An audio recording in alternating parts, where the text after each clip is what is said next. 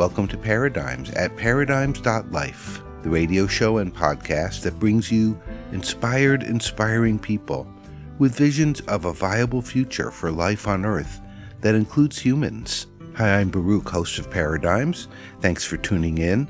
I'm happy to be here with you, welcoming back a wonderful musician to the show. He was on the show a couple of years ago, sharing a couple of albums, including the Coronavirus Sessions. Well, now he's got a new record out. He's fresh off of a tour in Australia, and he's going to talk with us about the new record, a wonderful collection of originals and covers, and he's going to talk with us about some of his heroes. And of course, we'll be listening to music from the new record. So let's meet him right now on this episode of Paradigms.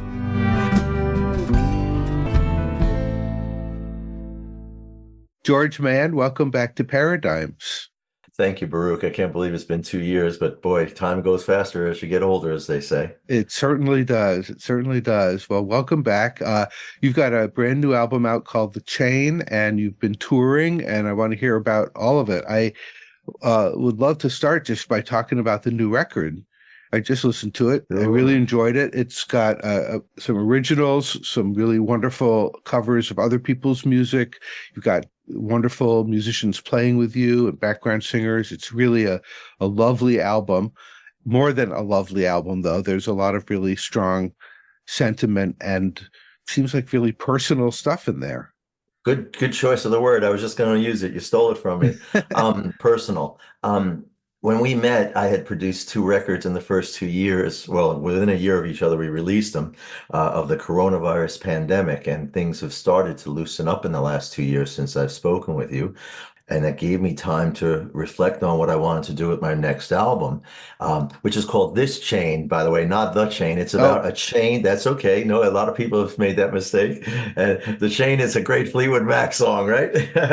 But This Chain is about a chain that I wear often on the road. It was given to me by a veteran on his deathbed, and a long story about that song. But the album, as you mentioned, was just a real nice collection of songs with the musicians I've come to use over the last 6-7 years now, and 5 or 6 albums, most of them have been on. And it's just a real nice unit. I think the biggest change in this record was that Molly MacMillan has taken a much more central role on piano and keyboards. I think she's on 7 or 8 of the songs, where she's typically only been on maybe 3 or 4 in the past. And we brought Molly in on grand piano on the rhythm recording, the tracks, when we were recording the basic tracks, bass, drums, and the rhythm with the piano, which made a big difference, I think, in the overall sound of the record. Sorry about getting the name wrong. It's first thing in the morning. No worries. Yeah, the piano is adding a lot of dimension.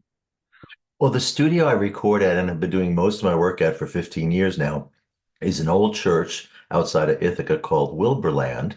And I just love working there. And they got a grand piano in the interim between the last album and this one. They had other pianos there. They even had another grand piano, but this is the best one that they've had there yet. And it now resides in the studio. And Molly is an exquisite player, as are all the musicians I'm working with on this record. But she just added a lot, and you can hear it, the beautiful piano fills that are in the songs and those breaks. And it's just so wonderful. We keep hearing these little fills in between the verses and in between the lines. And the songs, as you said, were a little more personal this time. I always do a few covers on every record, and if we can talk a little bit about those, but among them are Aragon Mill by Cy Khan and Utah Phillips' song The Goodnight Loving Trail. And I know we've talked about Utah and our shared connection to him in the past. Cy was on the show 2 weeks after you were on the show last. Well, I can tell you this because we are working on it. It's not official, but Cy is going to turn 80 this year. Well, that is official. And I'm going to be working with him to produce an album with him in honor of his 80th birthday. That will be a collection of his songs about work and workers and unions, and will feature quite a few artists. I can't name them yet.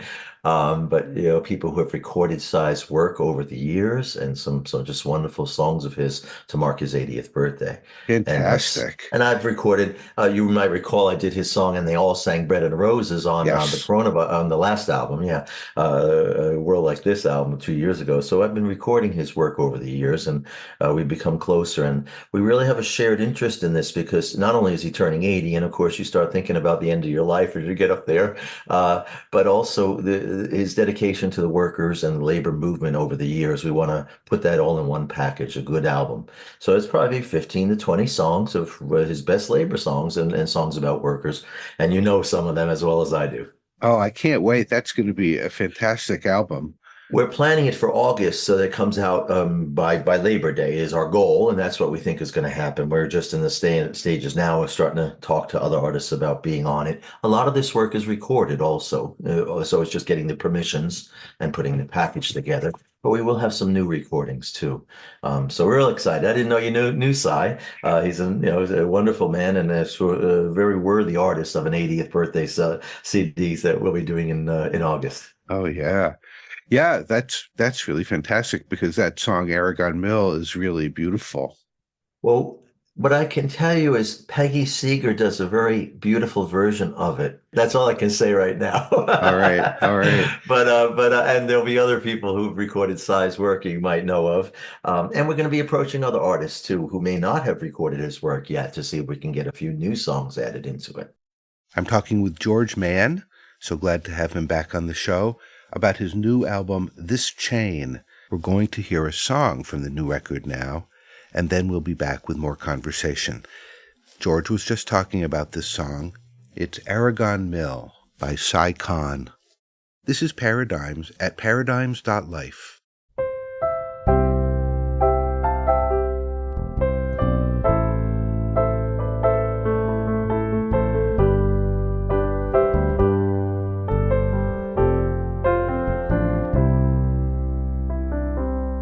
At the east end of town, at the foot of the hill, there's a chimney so tall that says Aragon Mill. But there's no smoke at all coming out of the stack, 'cause the mill has pulled out and it ain't coming back. Now I'm too old to change, and I'm too young to die, and there's no place to go for my old man and I. There's no children at all in the narrow empty streets. Now the looms have all gone, it's so quiet I can't sleep. And the only tune I hear is the sound of the wind as it blows through the town. Weave and spin, weave and spin. Now the mill has shut down, it's the only life I know. Tell me, where will I go? Tell me, where will I go? And the only tune I hear is the sound of the wind as it blows through the town. Weave and spin, weave and spin. Weave and spin, weave and spin.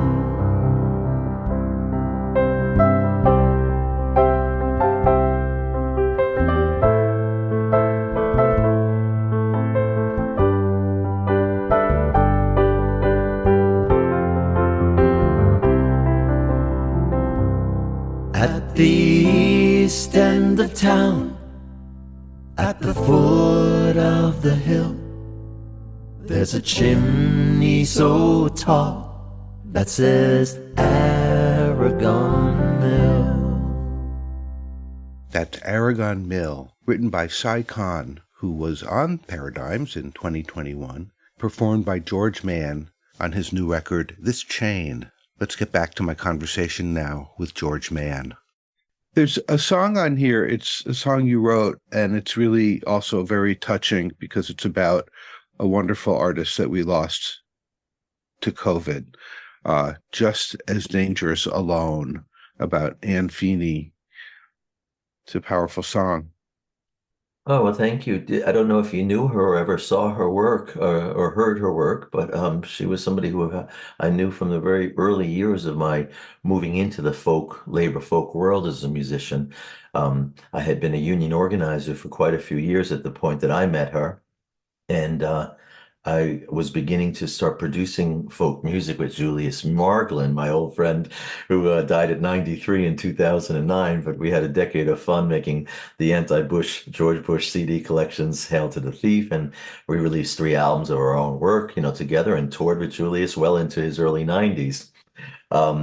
And yeah, very sad story. She had fought back against cancer twice, and ultimately she ended up in a rehab center after she hurt her back. And that's where COVID got her. Yeah, it's 2 years ago now that we lost her, and sad. And yeah, so that song I wrote that song down at Beluthahatchee, where I've written songs before. There's a song on the Coronavirus album, Coronavirus Sessions album, about Beluthahatchee, Woody Guthrie, and Stetson Kennedy's home. It's Stetson Kennedy's home where Woody Guthrie had visited. And I wrote a new song about Woody Guthrie also for the new album at Beluthahatchee. And I'm going there in 3 weeks again as part of it's a retreat where they allow artists to come to write songs. And I was a fellow there in 2020 when I wrote a couple of songs there for the Coronavirus Session album. And they allow you to come back and visit as long as they're not, there's nobody else staying on the grounds. Stetson Kennedy was a wonderful author who primarily worked to fight the KKK in his day. He joined the KKK, the Ku Klux Klan, in the 40s as an undercover and reported on them after 2 years as an undercover agent, working on his own as a journalist, and wrote books about them in the South. And of course was threatened with death, and they tried to set fire to his woods a few times where he lived. And Woody Guthrie had become friends of his and spent 3 months there when Stetson wasn't there in 1953. And yeah, so the song about Anne is something, I haven't really talked to a lot of people about because we were friends and loved her dearly. And we grew apart a bit over the years because she didn't tour as much. You didn't see her as much after she was sick. And I didn't get out as much either during the COVID. And all of a sudden, COVID got her 2 years ago. Very sad. Surreal loss. She never was on this show, but she's certainly someone that I had been aware of and listened to her music and was aware of her being one of the ethical people in the world. Oh, yeah, she was, and her dedication to the labor movement, particularly. I mean, she was out there on picket lines and in so many struggles, and she would go out and drive 500 miles to be part of a big strike when there was nobody staking her or nobody paying her gas money even. She was somebody that dedicated. And her songs, of course, are what we remember.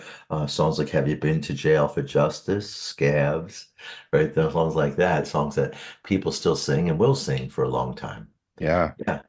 This chain, you've got 3 people you're honoring on this record, 3 really great artists, Utah, Woody, and Anne, all of whom were dedicated to the labor movement, but to justice in general, to liberation of all people.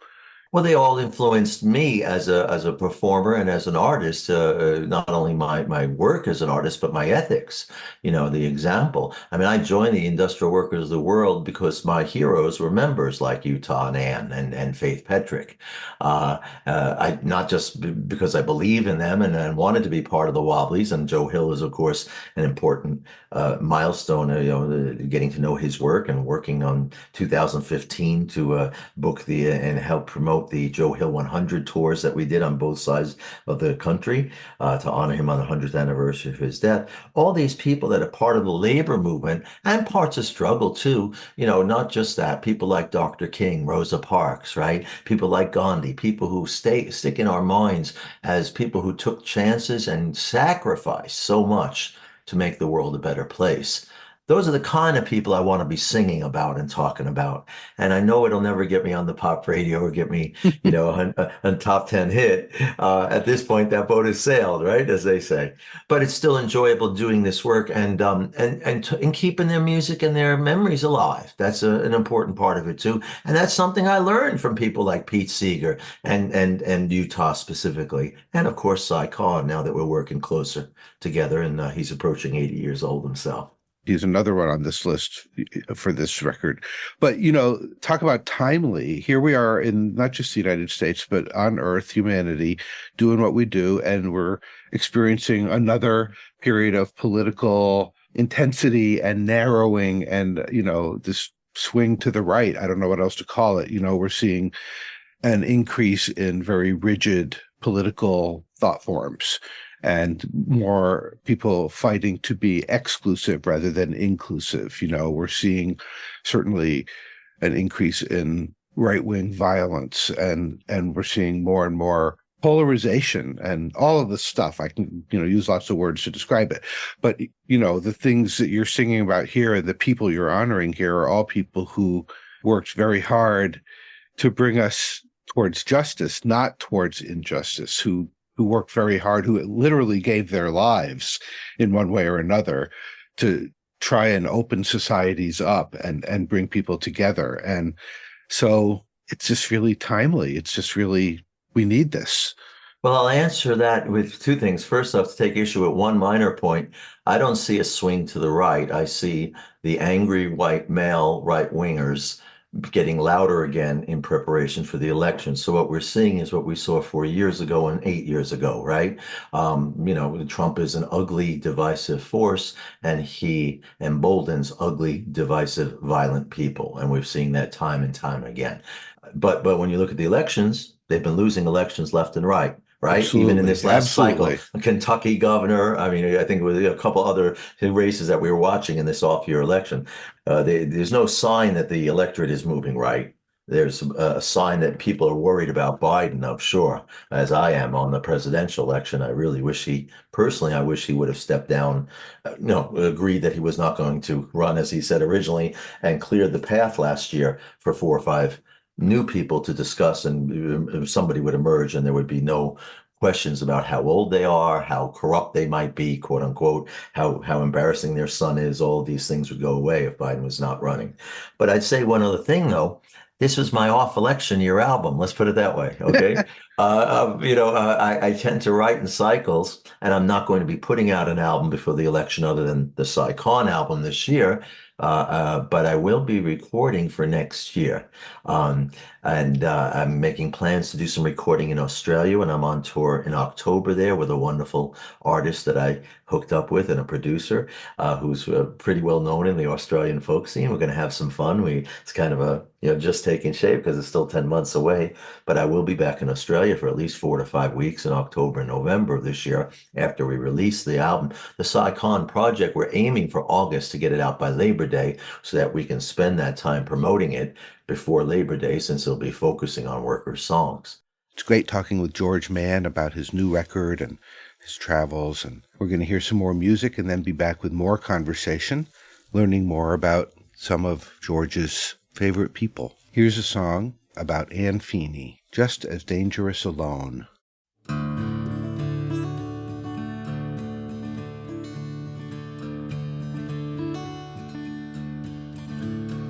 Woke up to the first day of a world without you in it. So much that I could say, but where should I begin it?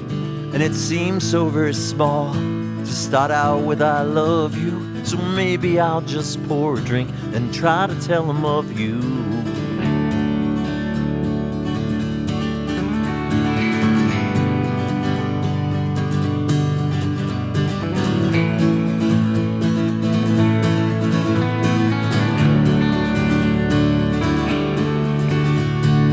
Came out of the east, doing 90 miles an hour, driving and driven with a special kind of power, with nothing behind her and nothing standing in her way.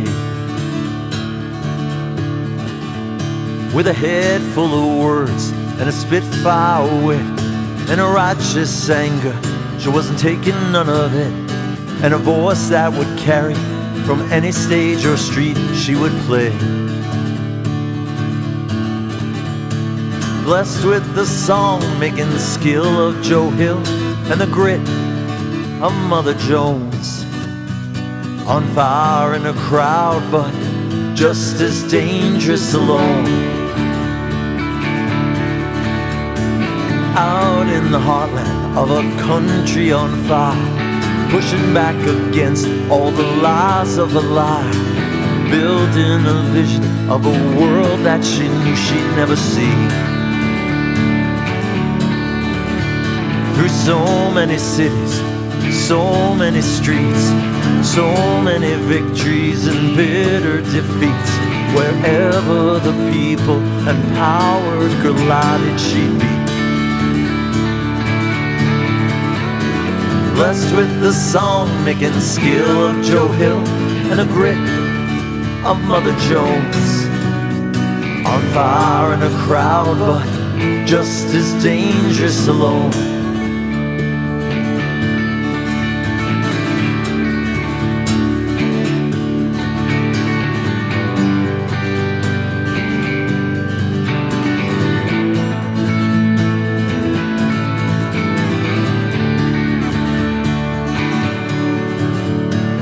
Up to the first day of a world without you in it. So much that I could say, but where should I end it? And it seemed so very small to start out with I loved you, for I was just one of so many around you.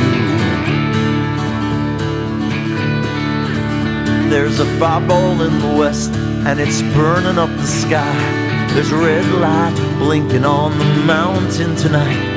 There's a lonely bird singing at the dawn of the first light. And I know how much you hated goodbyes.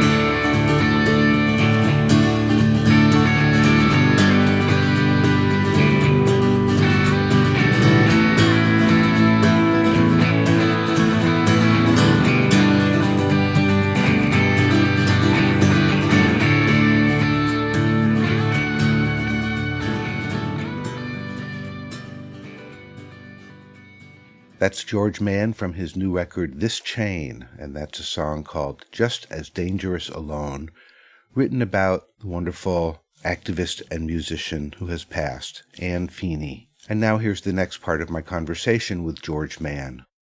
But I'll be honest with you, Baruch, just like after the last album, I had written 2 albums in 2 years worth of songs, and that was one of the most prolific times of my life.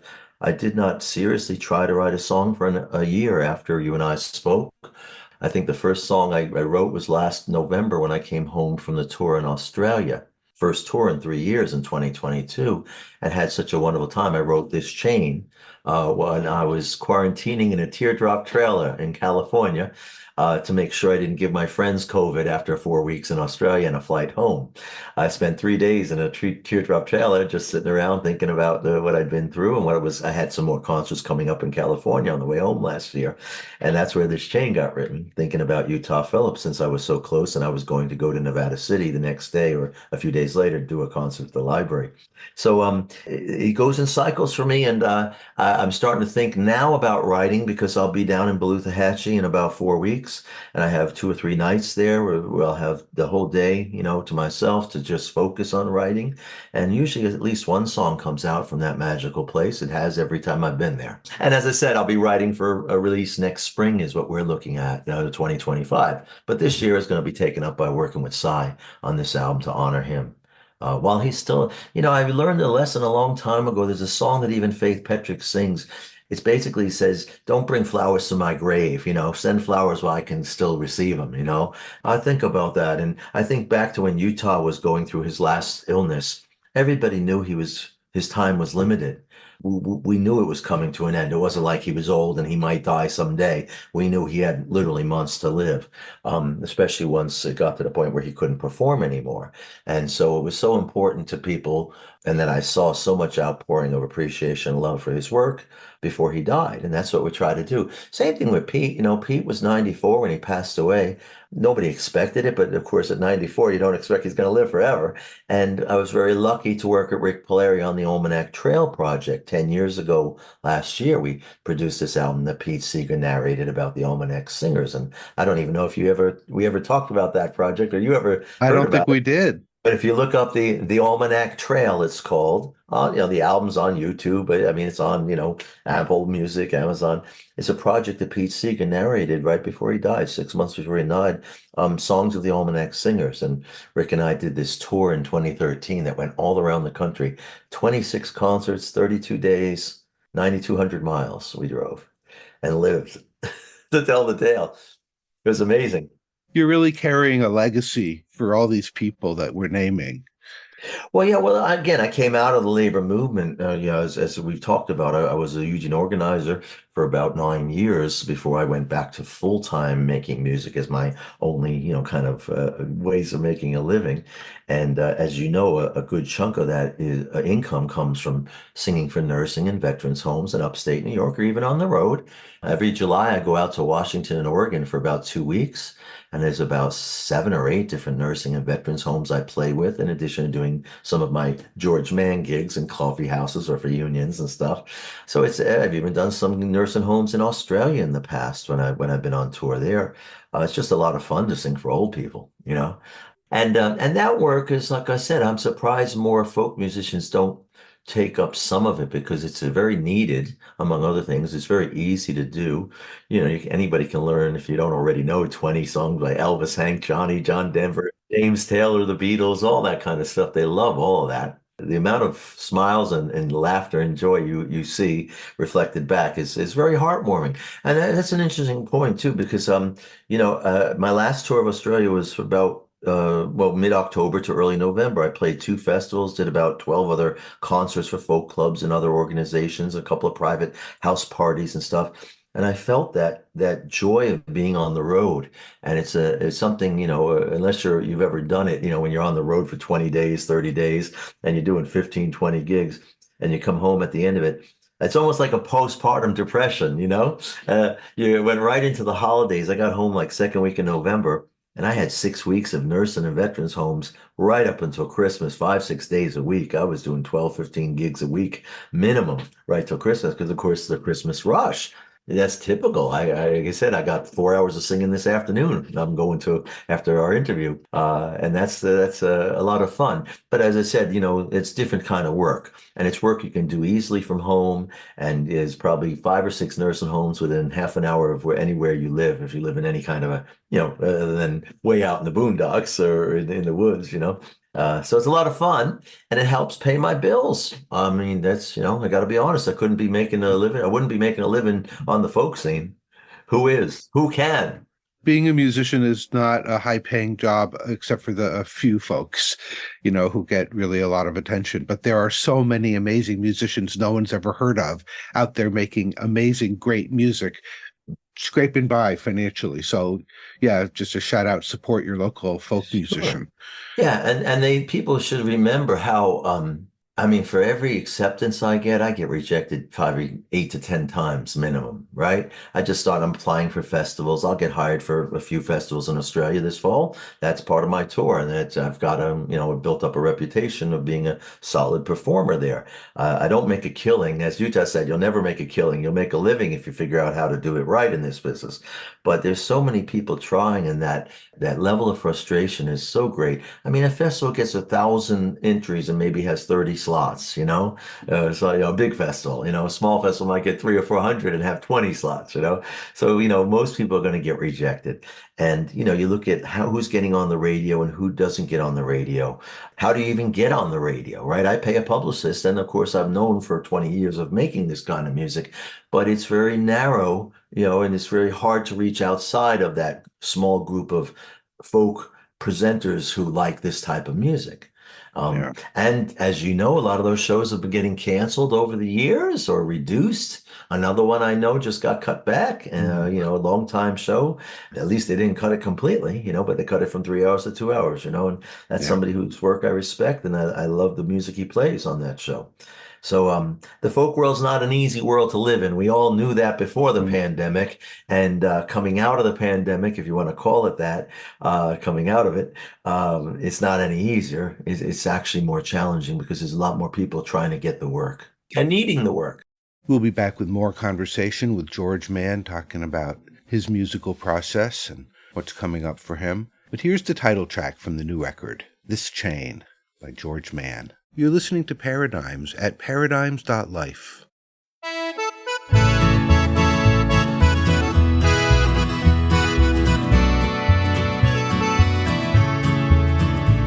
This chain was given to me by a veteran named Tiff. This chain was given to me by a veteran named Tiff. He wore it round his neck for many years. I saw him here each week. He wore it round his neck for many years. I saw him here each week. And I turned him onto Utah Phillips songs. He'd sing along and smile. I turned him onto Utah Phillips songs. He'd sing along and smile. So he asked his son to buy him some of those old Utah CDs. His son investigated and said, "No thank you, Dad, now please. That leftist propaganda, it's just not the thing for you. And I won't go spending your money on songs like these." So I burned 2 albums onto a CD, gave it to Tiff, free and clear. And he had that CD playing each time I came to visit him that year.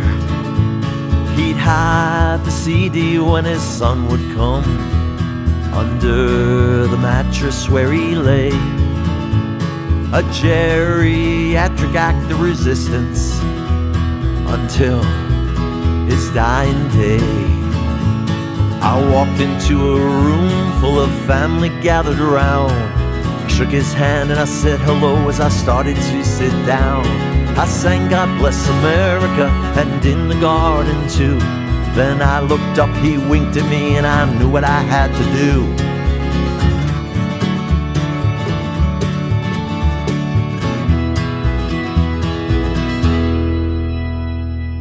I sat there at the foot of his deathbed, staring at his head hanging low. I sat there at the foot of his deathbed, staring at his head hanging low. And I sang Starlight on the Rails to him. I saw him grin, then he said, "Dang, you know I never gave you anything." He took it from his neck as he sang. This chain was given to me by a veteran named Tiff. This chain was given to me by a veteran named Tiff.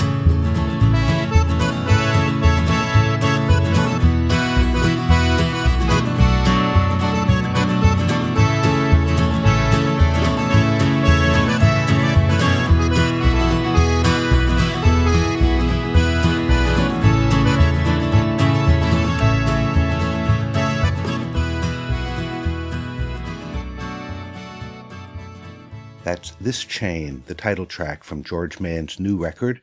And now we're going to get back to my conversation with George Mann.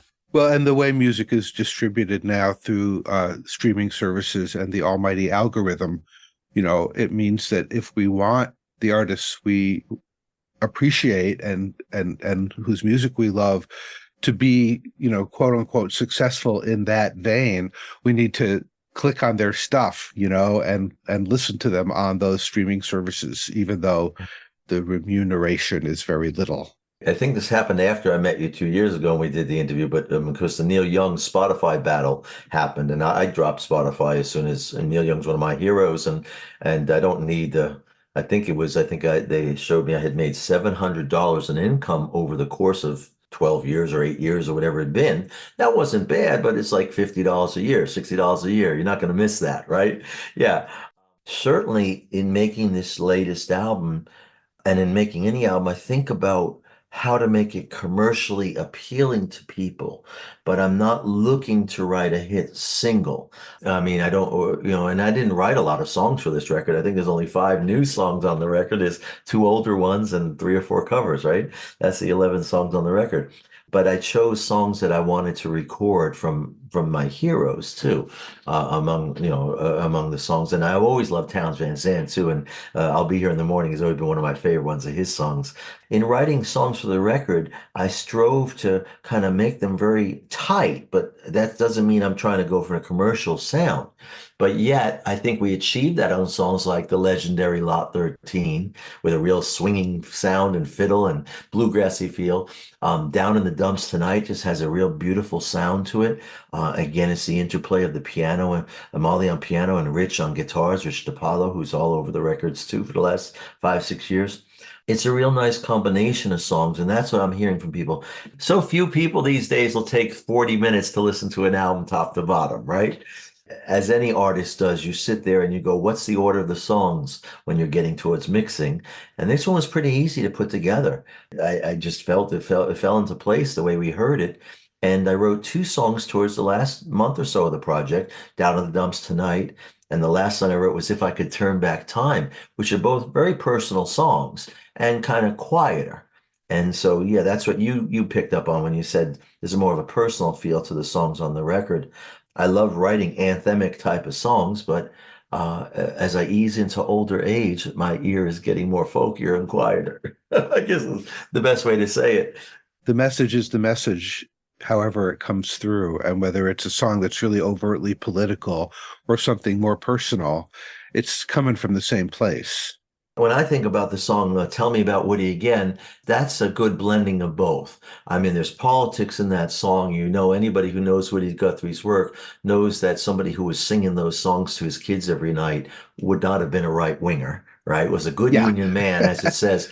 And that song, again, I wrote that at Belutahatchee, and it was a song I conceived of waking up one morning in that last few minutes of laying in bed consciousness, and I thought of the whole storyline. I kind of, of course, I amplified it when the song got written, but it all came to me in like 5 or 6 minutes, probably in my half sleep and half awaking stage. And it was about this guy singing songs to his kids because he tucks them into bed in the 60s, and he's singing Woody Guthrie songs. And the kid remembers this. He's telling this story years later about what happened and how important that music was to his dad, that he would sing it to the kids every night. And I wanted to show that was such a view of Woody's impact on people, right? And that this kid remembered it, and what the rest of the stuff that happens in the song. All of a sudden I'm thinking, well, it's the 60s. Well, that's when Woody died. So that should be in the song. And there's a verse in there about the father coming in the night that Woody dies and how he cries, in front of his kids. And it's the Vietnam era, so there's more to the story that I'd rather not say over the radio until you hear the song. Maybe you'll play it as part of this interview.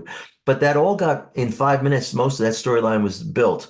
But then I knew I had to go to work that day in like 2 hours, And I learned long ago, you don't try to write a song unless you've got the day free, as I say, because that energy is hard to get back to. But in this case, I knew I was going to Belutahatchee, where Woody Guthrie had lived for 3 months and walked that ground, where Stetson Kennedy, there's all these letters that Woody Guthrie and artwork is on the walls of the home, original works that Woody wrote and gave to Stetson in the 50s. I knew I was going to be there. And I thought, well, why not wait till you're there, where you have the solitude. You're all alone on this 5 or 6 acres on a lake, beautiful little house, all to yourself, a deck looking over the lake. You could play your guitar at 2 a.m. and nobody's going to hear you. And so I waited.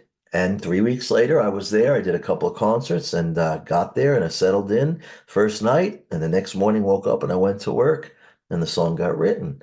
As I like to say to people, was I smart to make that decision, or was it just luck, or was it just a combination? Because you never can predict, to me, how a good song, one that you're going to record and play for people, that's what I define as a good song, as a songwriter, is where it's going to come out and how it's going to come out.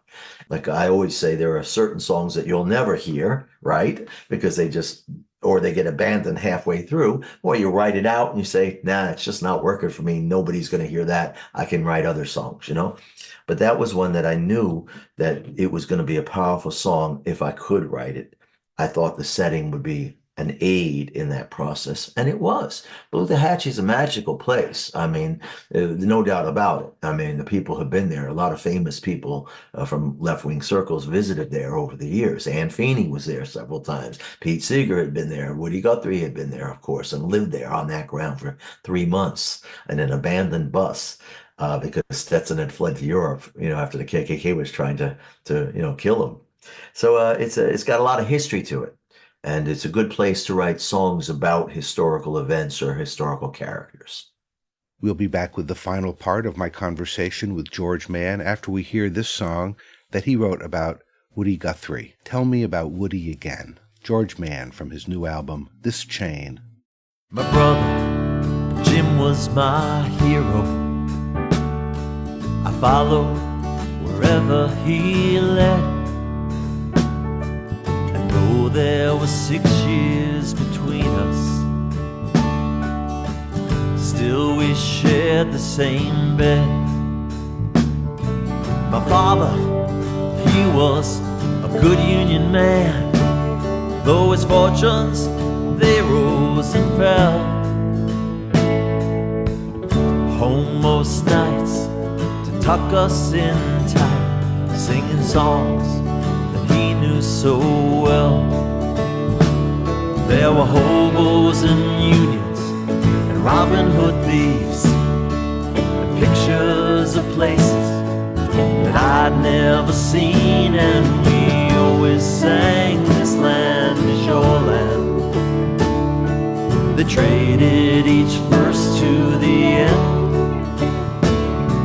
and when we were done singing, Jimmy would cry, Daddy, tell me about Woody again.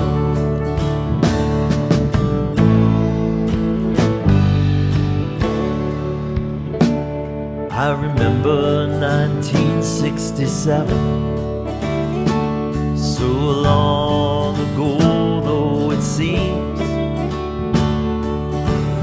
I had just turned 11, still 17. I remember the night that my father cried when he came in to tell us that Woody had died, and we sang those songs until his tears had dried, and then he kissed us goodnight. And when we sang, this land is your land, they traded each verse to the end, and when we were done singing, Jimmy had said, Daddy, tell me about Woody again. Tell me about Woody again.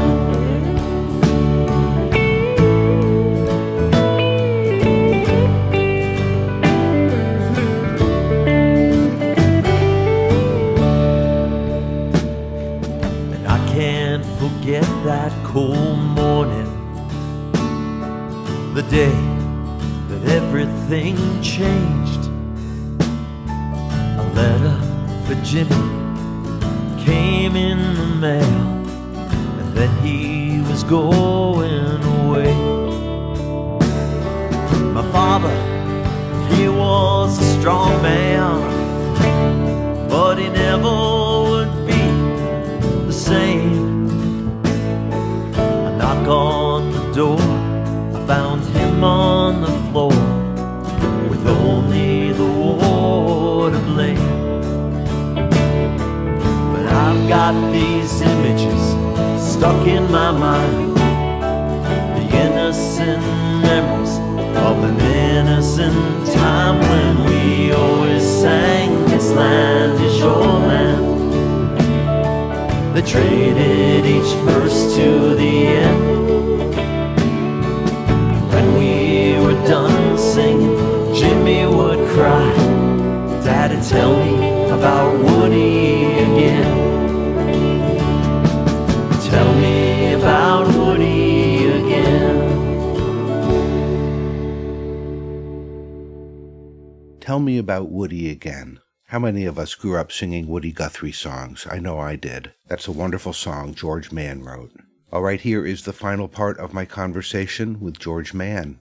Your creative juices are really flowing. You really know how to support that in yourself. Well, they don't flow like a river. They flow. Every once in a while a little spurt comes out, and as I said, I don't try to write regularly. I mean, again, it's been 3 months since we put the album out, almost 3.5 months now. I haven't tried to write a song since August. When I wrote the last songs for the album, like I said, the last song was If I Could Turn Back Time. And then we went into the mixing phase. And from there, it was just a month of promotion and releasing the album. And then it was a month of touring. And then it was 6 weeks of Christmas and nursing home songs for Christmas. So I'm starting to think about making the space now to write. I can't tell you if I'll be successful. Get back to me in a couple of months after, but it's all about, I think it's a very important thing for artists is to make the space to write, and don't try to write if you don't have time to try to complete what you're working on. And I'm not talking about a novel, obviously, or something, even a short story, which, you can't usually write in one sitting. I'm talking about a poem or a song, because you keep hearing these stories that, the biggest pop song that this artist ever wrote, I wrote it in 15 minutes. Well, maybe they did, maybe they didn't. But when you listen to the chords, it's like, yeah, they could have written it in 15 minutes. It's got 2 verses and a chorus and then a solo, right? And then a repeat chorus. So there's not a lot to it. It can be done. I've done it. But I mean, I'd say the shortest time I ever spent writing a song would be maybe 2 or 3 hours, where you had the whole idea and it came out in a spurt. And of course, it might get modified a little bit. But what I think is important is to know that the song feels complete to you before you walk away that day from it. So you don't forget it. So you have a recording of it and you can come back to it and work on it again the next day or whenever you get back to it. Right, well, that creative impulse has its own sort of gestalt. And so when it comes, you want to fully be in it and get the thing. And yeah, like you said, sometimes you got to go do your other thing. You have a job or something to do and you have to put it down. And how do you get it back? And so with that song, you were able to do that. But I bet there are songs where the impulse comes, it's the beginning of something, and then you don't have the time or the space, and then what happens to them? But your enthusiasm is what comes across, so that's why I get the impression it's all percolating in there. The ideas are percolating, but I don't think I'm going to try to write until I get there in 3 weeks or 4 weeks, roughly, till I'm there. I'm pretty busy right now with other projects and starting to work on this project with Cy Khan and, listening to music that we're considering for it, thinking of ways we can, put this album together by August. But I'm also doing my regular work, of course, which is playing for nursing homes this week for the next 4 days straight and the next 3 weeks straight until I go to Florida at the end of January. And I'm even doing some gigs down there. That's part of helps pay the cost of going there, and I get to see some old friends, and that's that, and get out of the cold weather. We just got 6 inches of snow over the weekend in upstate New York, so it's first real snow of the winter.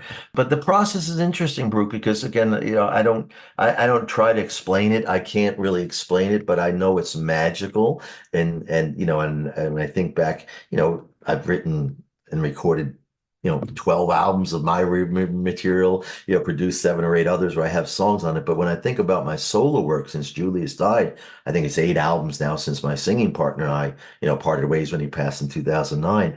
Of all those songs that are on there, yeah, some of them you just write and they're good enough for the record and you don't have real connection, but others are really, you just remember the emotion of writing them, and the feeling of writing them. And that's, as you said, that's an energy that I don't try to predict or make it happen. I just know that when it happens, I get out of the way for it or make room for it is a better way of saying it, maybe. There's an invitation, an open invitation to the muse Yeah, and of course, I mean, how do you get in that? How do you open the doors? Well, there's many ways. Some people prefer alcohol, some people prefer other drugs. Some people go sit in the woods. I can't say which way works for me. I don't drink a lot, so it's not alcohol has never been an aid to me in songwriting, but those juices do flow, and it's good to get them going, and that's what I'm looking forward to because, as I said, I'm looking now at what do I do to top this album when I come back in a year or two with my next record, or what direction do I want to go in with my music as a songwriter? Because there's many ways you can go, and you're limited only by your abilities and your economics, right? I can't bring in a 70-piece orchestra to score my next album, on 3 songs, but I can work to get a song the way I want it to sound before it is released to the public. And that's one nice thing about the studio and about technology these days. I can't reproduce that stuff live. I always tell my audiences I wish I could bring my band, to Australia or on the road with me, because then you'd hear the songs the way they sound in the studio, the way I want people to really hear them with solos and harmonies and all that kind of stuff. But that's just not a reality for an artist on my level. Well, there's such a difference between the magic that happens in the studio and the magic that happens on the road. They're very different sort of amazing moments, and in the studio, there's all this focus and time and momentum. And so these things happen that it's so wonderful to be able to capture them through recording because they aren't necessarily things that can be replicated. But then what happens on the road is the connection with the people, and it's a whole different thing. Yeah. It's a very rounded, rich combination of ways to be, I would think. Yeah. Well, for me, it's a difference between hearing this song the way I wrote it, which is what I do when I'm on the road solo. 99% of my gigs might have a guest musician or two sitting in, but the musicians who are with me in Ithaca on the records, I cannot fly to Australia, obviously.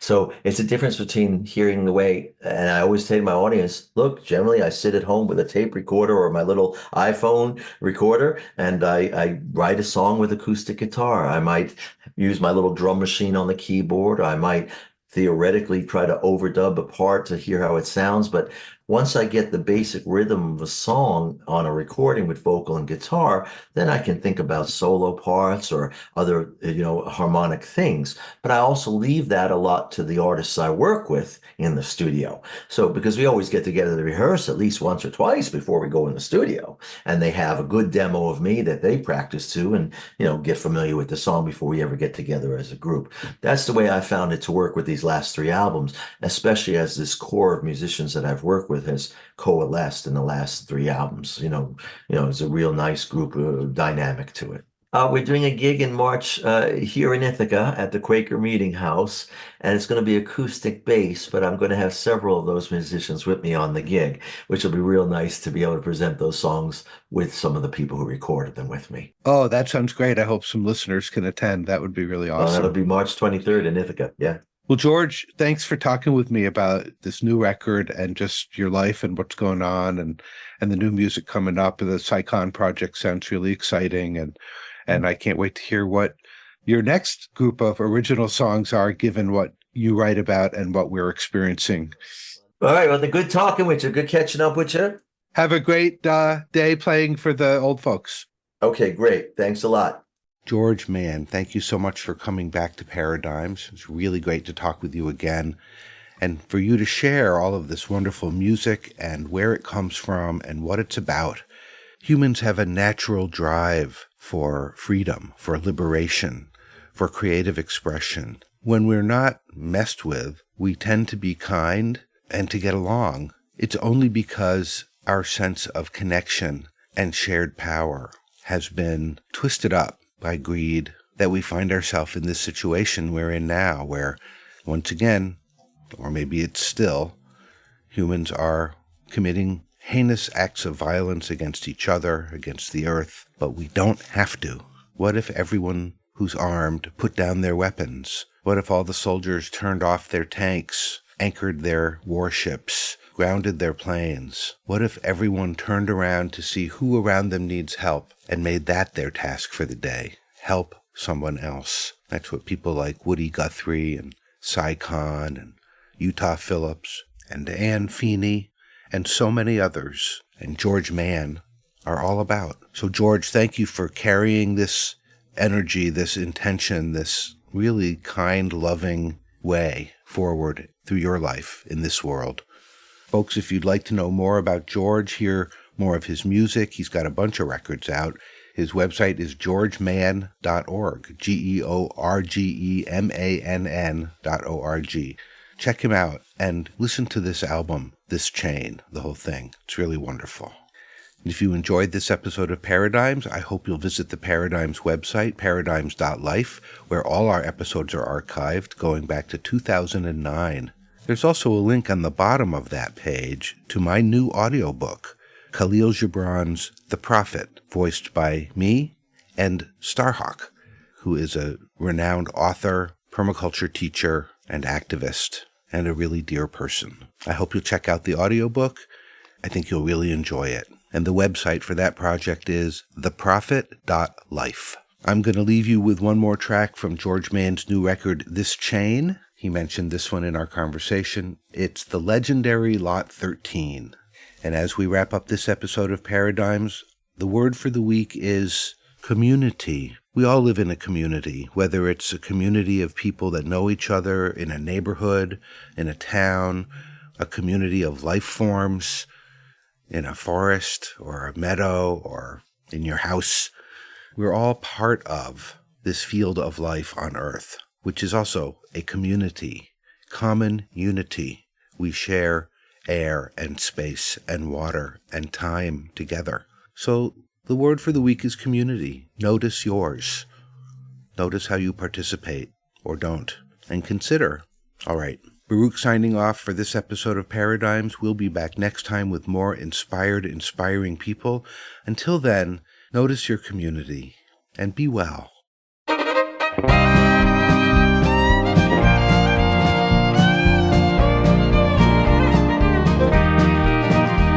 Two old friends walk through an empty park with intentions to defy the dark.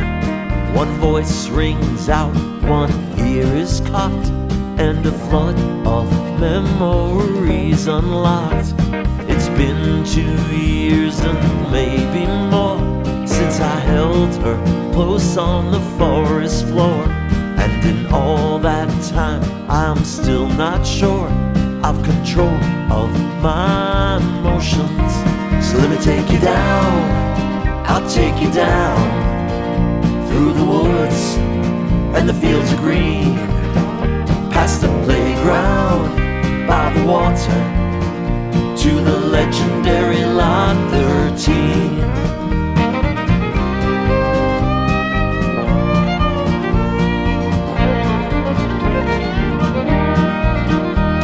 Oh, tell me why a man will try to present himself as another guy. And did you see what a change in me was brought on by her devotion? So let me take you down, I'll take you down through the woods and the fields of green, past the playground by the water, to the legendary Lot 13.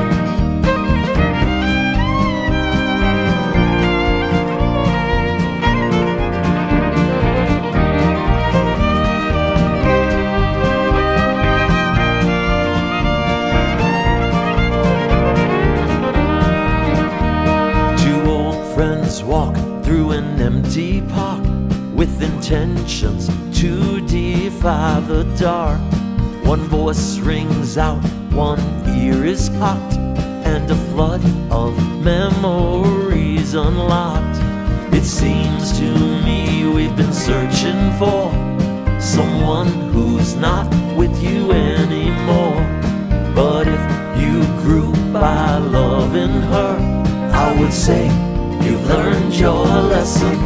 So let me take you down, I'll take you down through the woods and the fields of green, where you held her till the morning at the legendary Lot 13. Let me take you down, I'll take you down through the woods and fields of green, past the playground by the water, to the legendary Lot 13.